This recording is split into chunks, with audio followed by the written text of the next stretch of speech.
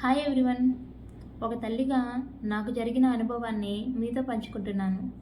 పిల్లల్లో ఒక చిన్న లోపాన్ని పదే పదే చెప్తే వాళ్ళు తమకున్న బలాన్ని కూడా మర్చిపోతారు. నిజంగా ఇది నా జీవితంలో జరిగింది. నాకు తెలిసి మన మాటలు మన పిల్లల మానసిక లోకాన్ని నిర్మిస్తాయి. అప్పుడు ఉన్న సిచ్యువేషన్లో మా అబ్బాయి రైటింగ్లో చాలా స్లోగా ఉండేవాడు. స్కూల్లో మీ అబ్బాయి అన్నిట్లో స్పీడ్గా ఉన్నాడు, కేవలం రైటింగ్లో స్లోగా ఉన్నాడు అని చెప్పేవాళ్ళు. నిజంగా మా అబ్బాయి రైటింగ్లో మాత్రమే స్లోగా ఉన్నాడు అనుకునేదాన్ని.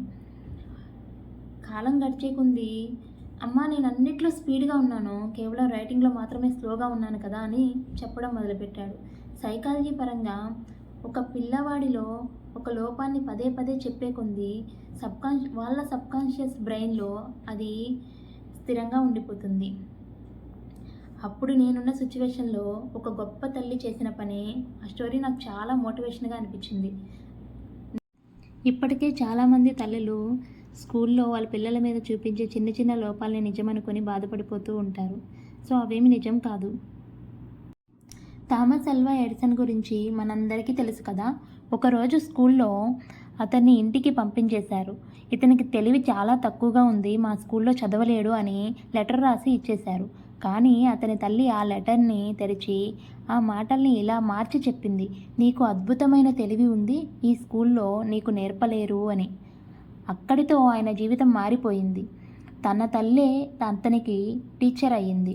ఒక తల్లి చెప్పిన ఒక మంచి మాటతో ప్రపంచానికి ఒక గొప్ప శాస్త్రవేత్త దక్కాడు. ఇలాంటి తల్లి మనమెందుకు కావద్దు? మనం పిల్లల బలాన్ని గుర్తిస్తే వాళ్ళు కొత్త ప్రపంచాన్ని సృష్టిస్తారు. ఇందుకే నేను చైల్డ్ సైకాలజీ నేర్చుకున్నాను.